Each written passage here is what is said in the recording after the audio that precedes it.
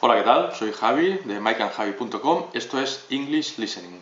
Hoy tenemos a Mike hablando de shows televisivos, más concretamente de los llamados late nights. Adelante, Mike. Hello and welcome back to English Listening. I'm Mike from mikeandjavi.com.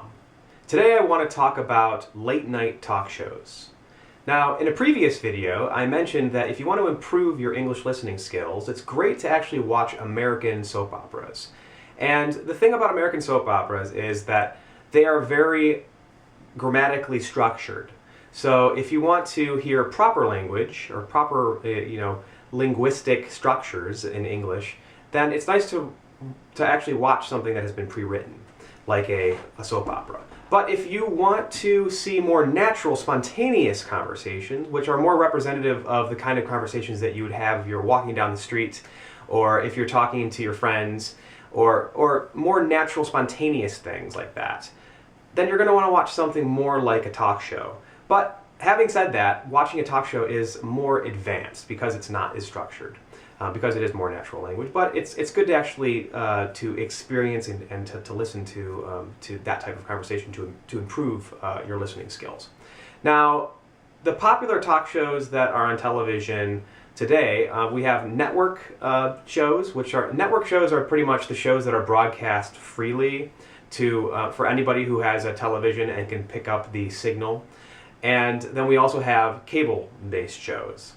And obviously the ones that are free have more viewers than the ones that are on cable because not everybody has cable. I don't have cable, for example.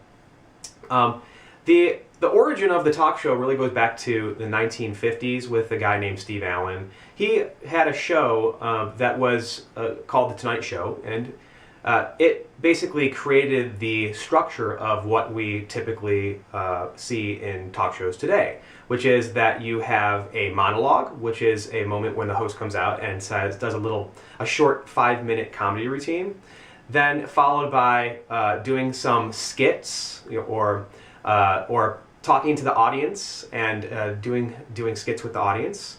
Then he will have a celebrity come on, and he'll talk to the celebrity for a half hour or so.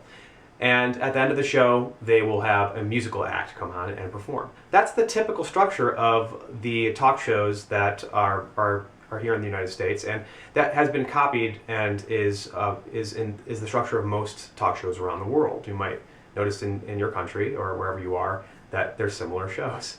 They're like that. So anyway, Steve Allen started this structure, and The Tonight Show really was the founding talk show.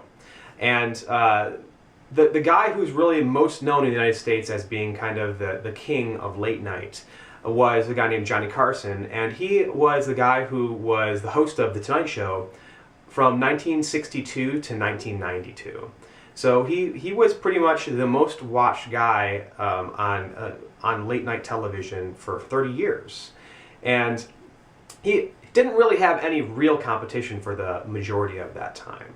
But what's really interesting is when he decided to retire, that's when it got really complicated. Because like I said, for the 30 years that he was at the helm of The Tonight Show, it was pretty much the only show to watch at night. But once he decided he wanted to retire, suddenly people were talking about who's going to replace him. And there wasn't a unanimous agreement about who should take control, who should be at the helm of The Tonight Show, for example.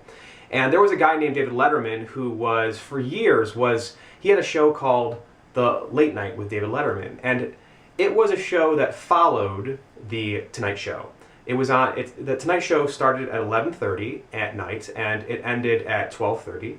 And then a show called The Late Night came on, and it was hosted by a guy named David Letterman.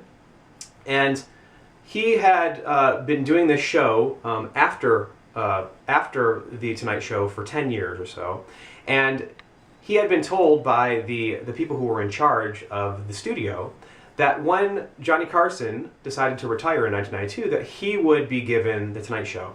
And so he was kind of waiting, to get this show. And Johny Carson himself actually endorsed Letterman and said, I feel this guy deserves a show. He's been with the network for 10 years following my show. He deserves it. He's proved that he can do it.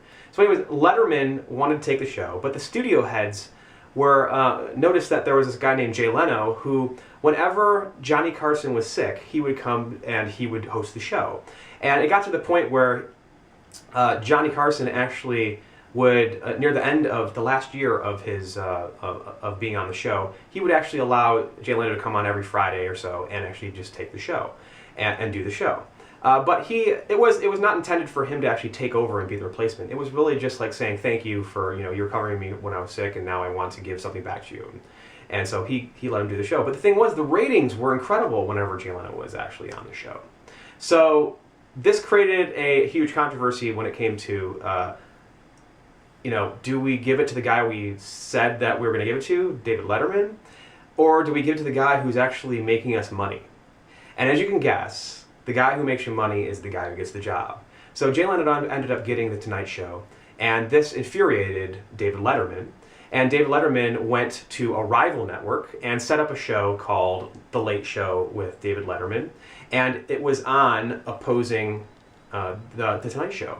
And so pretty much these two shows have been the two most popular shows, even to this day. But other shows have popped up around it. I'm going to actually have some links that point to the popular late night shows. But I kind of just wanted to emphasize the history and to show you that really who the big heavy hitters, as we say it, who are the big guys in late night. And the big guys really are Jay Leno and David Letterman right now. I'm going to put some links to late night shows in the description below, and you guys can check some of these things out. So I guess I'll talk to you guys later. Muy bien, pues vamos con las preguntas. ¿Por qué Mike recomienda mirar shows televisivos? Segunda, ¿puedes nombrar los ingredientes básicos del típico late night? Tercera pregunta, ¿quién dice Mike que fue el rey del late night? Y cuarta y última pregunta, ¿qué dos personas querían estar en el Tonight Show después de que Carson lo dejara? Muy bien, pues las respuestas a estas preguntas, así como algunos enlaces relacionados con shows televisivos, los tenéis justo debajo del vídeo. Si os ha gustado, recordad marcar el pulgar hacia arriba, lo cual nos ayudará a saber pues que este tipo de vídeos son de vuestro agrado. Si tenéis sugerencias, comentarios, usad por favor el apartado correspondiente debajo del vídeo o en mikeandjavi.com, también en el espacio correspondiente. Os recuerdo también que en mikeandjavi.com, además de todos nuestros vídeos, están nuestros blogs textuales, así como otros recursos para el aprendizaje de idiomas. Y nada, no olvidéis suscribiros a nuestros canales si todavía no lo habéis hecho. Y nos vemos la semana que viene. Chao.